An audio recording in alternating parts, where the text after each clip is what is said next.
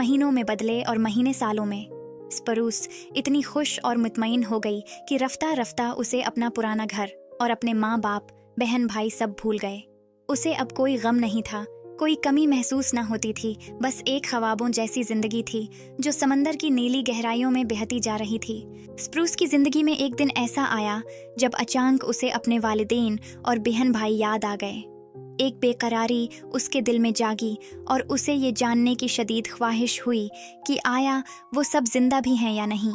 वो कई दिन तक खामोश रही, मगर आखिरकार उसने अपने शोहर से अपने दिल की बात कह दी। पहले तो घास के सांप ने सुनने से भी इनकार कर दिया, मगर जब स्प्रूस ने बार बार इल्तिजा की तो वो गहरी सोच में पड़ गया और आखिरकार बोला, तुम जा सकती हो, मगर पहले तुम्हें मेरे लिए धागा काट कर रेशम का नफीस कपड़ा बनाना होगा। ये कहकर उसने स्प्रूस को एक रेशम का धागा दिया और चरखा दिखाते हुए काम पर लगा दिया। स्प्रूस फौरन काम में जुट गई। वो दिन रात चरखा चलाती रही, मगर हैरानी की बात ये थी कि वो जितना भी रेशम काटती वो कम होने का नाम ही नहीं लेता था। तब उसे समझ आया कि ये कोई आम रेशम नहीं बल्कि जादुई है, और ये कि उसके शौहर ने उसे रोकने के लिए ये चाल चली है। मायूसी में वो करीबी इलाके में रहने वाली एक बूढ़ी जादूगरनी के पास जा पहुंची और इल्तिजा की, बराह करम मुझे ये रेशम का धागा काटने का तरीका बताएं। बूढ़ी औरत मुस्कुराकर बोली, चूल्हा जलाओ और इसे आग में फेंक दो, इसके अलावा और कोई तरीका नहीं। स्प्रूस वापस आई। उसने रेशम के गुच्छे को आग में झोंक दिया। फौरन ही शोले भड़क उठे और उसमें एक बड़ी बदनुमा मेंढक जैसी मखलूक उछलने लगी, जिसके मुंह से चांदी जैसे धागे निकल रहे थे। थोड़ी देर बाद आग बुझ गई, मेंढक गायब हो गया और जमीन पर एक चमकदार नकरई रेशमी कपड़ा बाकी रह गया।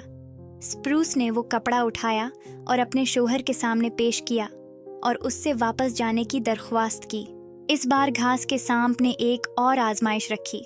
उसने तख्त के नीचे से लोहे के जूते निकाले और कहा, जब तक ये जूते घिस न जाएं, तुम नहीं जा सकती।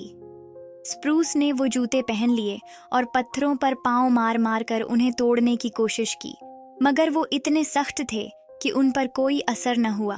तब वो दोबारा बूढ़ी जादूगरनी के पास गई और उसे सारी बात बताई। बूढ़ी जादूगरनी बोली, इन जूतों को किसी लोहार के पास ले जाओ और कहो कि इन्हें आग में सफ़ेद अंगारों तक तपा दे। स्प्रूस ने ऐसा ही किया।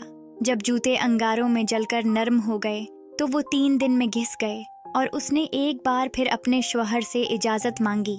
इस बार घास के सांप ने हामी भर ली, मगर एक और शर्त रखी, तुम्हारे लिए मुनासिब नहीं कि तुम खाली हाथ जाओ, मेहमानों के लिए एक पाई बनाओ और साथ ले जाओ। मगर उसने चालाकी करते हुए महल के तमाम बर्तन छिपवा दिए ताकि स्प्रूस के पास आटा गूंथने के लिए कुछ न बचे। स्प्रूस काफ़ी देर सोचती रही कि बगैर बर्तन के दरिया से पानी कैसे लाए और आटा कैसे गूंधे, लेकिन जब कोई हल न सूझा तो वो फिर बूढ़ी औरत के पास जा पहुंची। बूढ़ी ने कहा, कुएं से पानी निकालने की कोशिश न करो, बल्कि एक छन्नी लो, इसके सुराखों को खमीर से बंद करके इसी में दरिया से पानी भरो और इसी में आटा गूंथ कर पाई तैयार करो। स्प्रूस ने ऐसा ही किया, पाई तैयार किया और आखिरकार रवांगी के लिए तैयार हो गई। जब वो रुखसत होने लगी तो घास का सांप उसे किनारे तक छोड़ने आया।